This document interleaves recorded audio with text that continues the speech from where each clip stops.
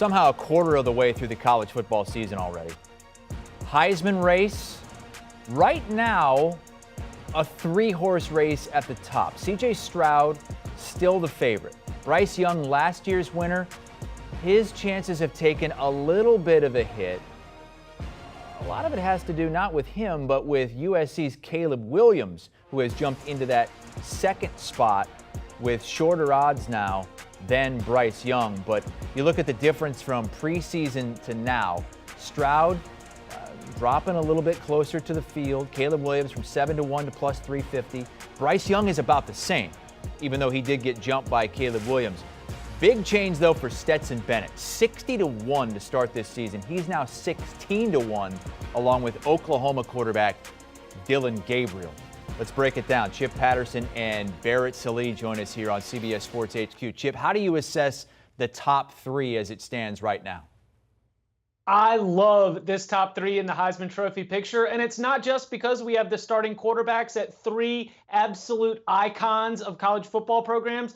It's because all three of them play slightly different roles in the way that we discuss the award. C.J. Stroud, he's mostly going to be your stats guy. I think we're going to come to expect 4 touchdowns a game from Stroud. And if anything about the 70 burger that the Buckeyes put up over the weekend suggests what's in the future, then we are going to see a lot more points, a lot more touchdowns, and a lot more of high percentage passes. So C.J. Stroud's your stats guy.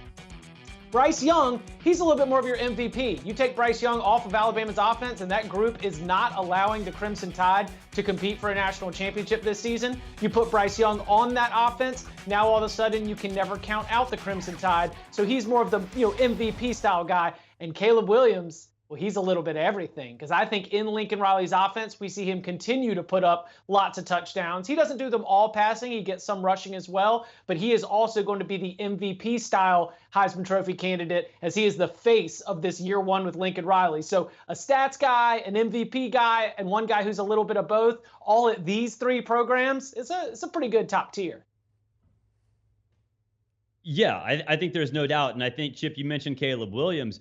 I think he's got a pretty good chance here because you have some it's kind of stale with Bryce Young. He won it last year. Kind of stale with C.J. Stroud. He went to the ceremony last year. This is USC. This is Lincoln Riley. This is the program on the West Coast that has all this tradition getting back into the national conversation. And look, we know a lot of Heisman Trophy voters. They're going to see that, as long as it correlates with success for USC, as a reason to recognize not only Lincoln Riley, but also the former West Coast power. So Caleb Williams, I think, is actually in a pretty good spot here, because the voters are going to want to be different. And in their minds, they're going to think, oh, let's bring back the old power of USC. Let's bring back Matt Leinart, Carson Palmer, Reggie Bush. This is the school that's supposed to have these kind of guys. And Caleb Williams is performing the way a USC quarterback is supposed to. And he's the one who has the biggest spotlight this week. They're at 3-0 Oregon State, just a touchdown favorite in that game. Should be big numbers and easy wins for Stroud and Young. Barrett, I want to ask you about Stetson Bennett. He had a long way to travel, 60-1 preseason, but are you surprised that he's still a pretty big long shot at 16-1 with what he's done? He's been almost perfect. Yeah, I am, because A, great team. We've seen Georgia. But B, I think anybody that's watched Georgia has recognized that the offense runs through Stetson Bennett now, not the other way around. Last year, they were still sort of figuring out JT Daniels and Stetson Bennett into October. Then Stetson got the job, and it was kind of like, all right, we're going to run first. We're going to work off play action and stretch the field, and then we'll be done. Now, I think what we've seen from Georgia and Todd Monken is that once Stetson was established as the starter, they began to figure out ways to have the offense run through him. And I'll tell you what, I think part of Stetson Bennett's success is that Kirby Smart took it personally when his former wide receiver Jermaine Burton said he was going to Alabama because it was going to prepare him more for the NFL. I think Kirby and Todd Monken said, no, wait a second. We've got this dude Stetson. We believe he can be a superstar, and decided to run the offense through him, and it's working. I don't think there's any doubt about that. We are still talking about a quarterback who two of his most popular passing targets are the running back and the tight end. And that's where I'm actually looking at a true dark horse within this Georgia offense. It's not the quarterback. is the tight end, because I think that we're going to see, especially when you get into SEC play, that the one player on this Georgia offense that absolutely no one has an answer for is Brock Bowers. Now, he didn't really explode until we just saw it this past weekend in the game against South Carolina. 2 touchdowns in that game, had not gotten more than 60 receiving yards or more than 3 catches. But as the competition gets tougher and Stetson Bennett sees those windows get a little bit tighter, he's going to end up going to one of his favorite targets. And so Stetson Bennett, I think, is a deserving of seeing a big jump in his Heisman Trophy odds. But I would even say, go find yourself a number on Bowers, because if Georgia continues to be in the national championship picture, which I do believe they will, and Bowers ends up really shouldering the load for this passing attack as this unguardable tight end, then I think we could see him have a little bit of an outside shot as well. How about a tight end winning a Heisman Trophy? By the way, Bowers, you can get him at Caesars Sportsbook 50-1 right now. So you got a couple of guys that can return you a lot of money here. 16-1 Stetson Bennett, 50-1 his tight end Brock Bowers. All right. Oklahoma quarterbacks won 2 straight Heismans a few years ago. It's been 2 out of the last 5. Chip, Dillon Gabriel doing it a little bit differently than Baker and Kyler. Numbers not eye-popping, but he's on a team that's, in the top 10, undefeated, maybe a playoff contender. Is he a legit contender in your mind? Not yet. He's going to have to get Oklahoma through some difficult situations. He's going to have to guide the Sooners to a Big 12 championship and be the reason why they're able to get the best of, say, an Oklahoma State a little bit later on in the season.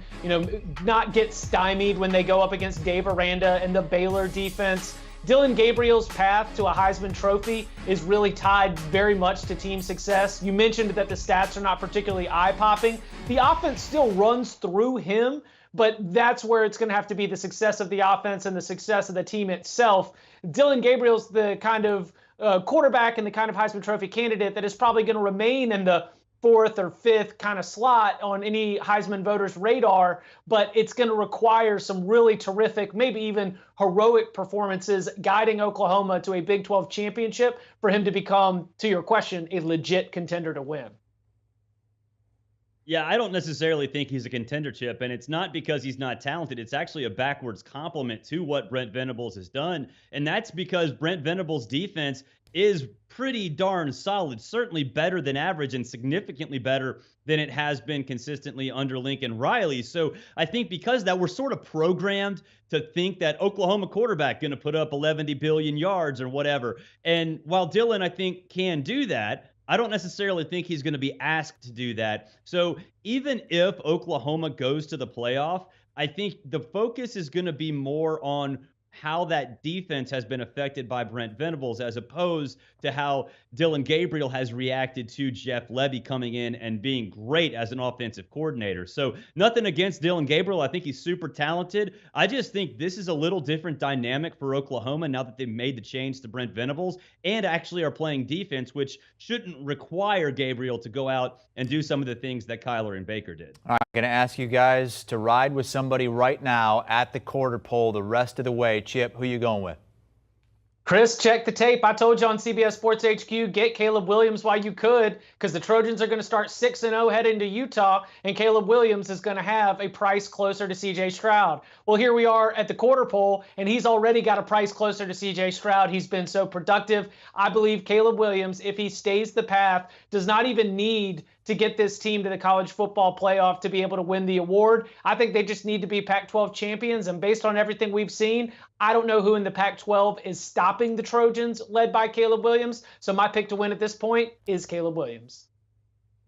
I mean, your rationale's perfect, Chip. You're 100% right about that. I'm riding with the mailman, though, Stetson Bennett IV. And I think the most important stat that he has right now is 0. His completion percentage in the fourth quarter is 0 because he hasn't attempted a pass.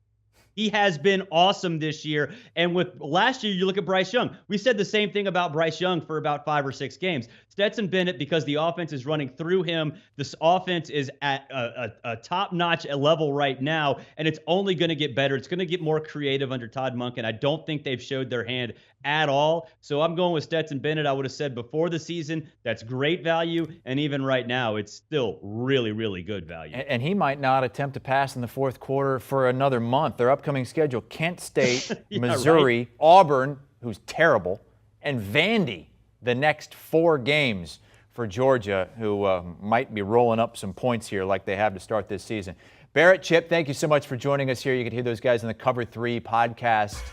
Right now, the Heisman favorites are C.J. Stroud, Caleb Williams, and Bryce Young, with Stetson Bennett and Dylan Gabriel a little bit farther back at 16-1. But it seems like the guys think that Bennett at 16-1 is a lot more value than Dylan Gabriel at 16-1 at this point.